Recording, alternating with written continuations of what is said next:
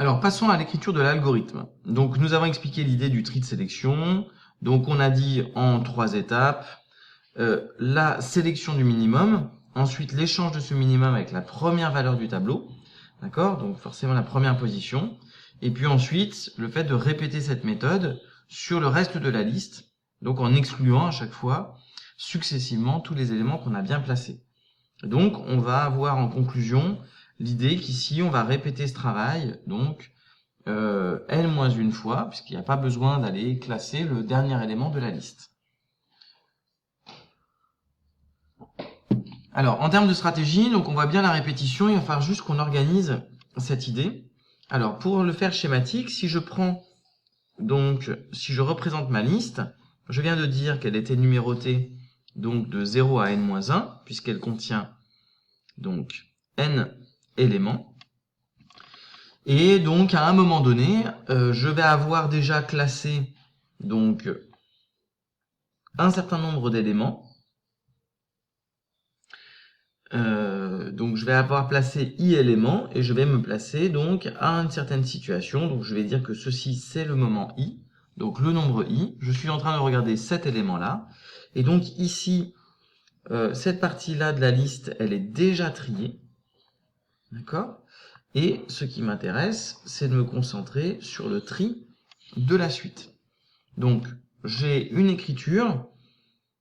Si ma liste, c'est grand L, ce que je suis en train de regarder là, c'est ce que l'on a écrit à chaque fois. Donc, la liste L, en démarrant de l'index I jusqu'à la fin. Donc, je précise rien pour dire jusqu'à la fin. On se rappelle que ça, c'est aussi une notation Python. Donc, ça va être très pratique pour nous. Donc, ça veut dire qu'en termes d'initialisation, je suis en train déjà d'utiliser une liste. Donc, à grand L, j'affecte la liste des éléments à trier.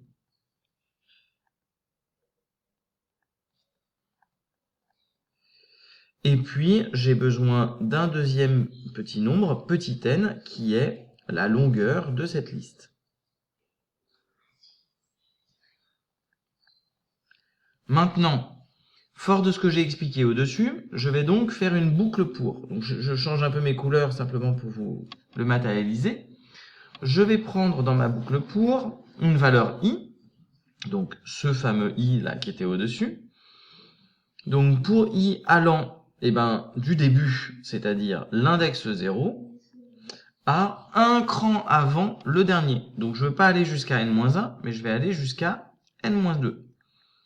Et là, je vais pouvoir décrire les deux opérations. Mes deux opérations intérieures, c'est chercher le minimum. Et alors, la liste, à chaque fois, on voit qu'elle se raccourcit. Donc, je vais écrire ici la liste L, I, 2 points. D'accord? C'est tout l'intérêt de ce petit travail. C'est que j'ai tout de suite regardé comment j'allais pouvoir nommer la liste qui allait se rapetisser. Et une fois que j'ai trouvé ce minimum, eh bien, je vais échanger le minimum avec l'élément au début de la liste. Donc, exactement l'élément LI. Donc, ceci, je vais le répéter tant que je ne suis pas arrivé au bout. Hop, je ferme ma boucle. Et donc, à ce stade, la liste sera donc triée et je pourrai donc demander l'affichage afficher L. Alors, à ce stade, on a envie de pouvoir évaluer. Hop, ah oui, c'est pour ça qu'il fallait que je remonte. Que je reste dans mon écran d'impression. Donc, j'ai affiché L, et donc maintenant, j'aimerais faire une petite analyse du coût algorithmique de tout ça. Donc, le coût, on essaie de regarder les opérations. Donc, ici, on voit qu'on a deux opérations qui vont être faites une seule fois. D'accord ? Donc, je vais mettre deux opérations sans préciser. Ici, j'ai une opération. Et puis, c'est la boucle qui va m'intéresser le plus. Donc, j'ai choisi une boucle pour qui va donc se répéter. Donc je vais de 0 à donc n-2. Donc on va la refaire, celle-ci, on va la faire donc n-1 fois. Et puis à l'intérieur, je vais évaluer ce que chacune représente. Donc, peut-être pas mettre de flèche pour pas qu'il y ait de confusion. Ceci, donc l'échange, c'est une opération, puisqu'on a vu qu'il y a un moyen en Python de le faire en une fois, donc ce sera une ou 3 opérations, ça dépendra.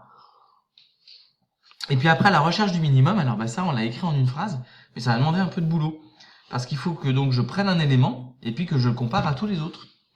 Donc, à chaque fois, dans ma liste ici, donc i allant de i jusqu'à la fin, donc qui contient les n éléments de la liste moins ceux que j'ai enlevés, c'est-à-dire ceux qui sont avant de i. Donc avant i, il y en a i-1.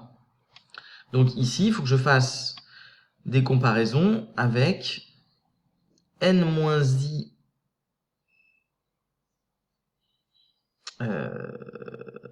donc n-i éléments. Donc n-i-1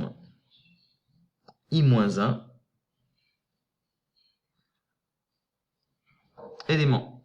Donc là, je vais avoir beaucoup d'opérations à faire. Alors vous voyez qu'à ce stade, le calcul va être un petit peu pénible, puisque on va avoir une somme. Donc si je veux faire le calcul de complexité,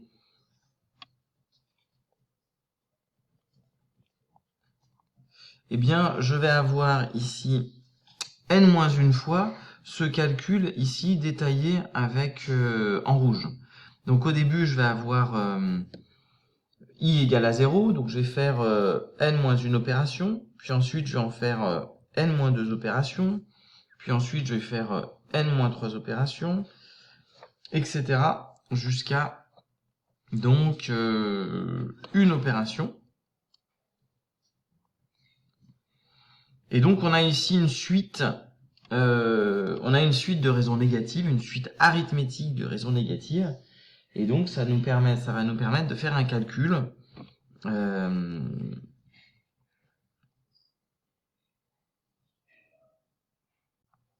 donc sur ce calcul de complexité, là ça a l'air un peu compliqué. Donc vraiment, on se concentre sur cette partie-là, qui a l'air d'être majoritaire.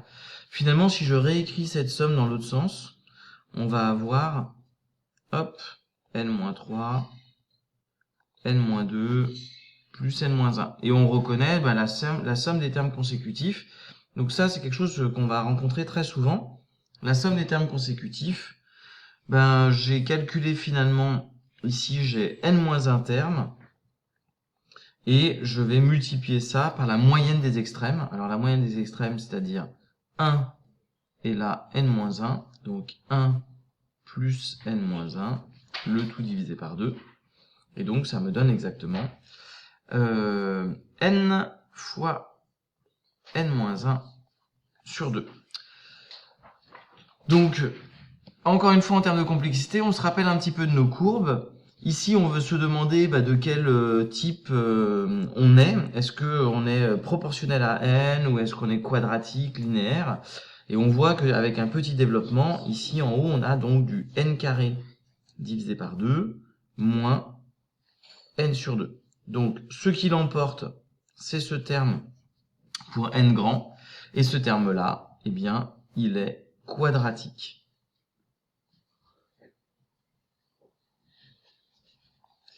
Donc, ce terme, il est quadratique. Je ne vais pas vraiment plus loin, puisque finalement, lorsque je reviens sur mon algorithme, et le choix ici qui a été fait, hop, d'une boucle pour, eh bien, m'annonce que finalement, tout ce travail-là va se faire à peu près à coût constant. Voilà pour une première étude.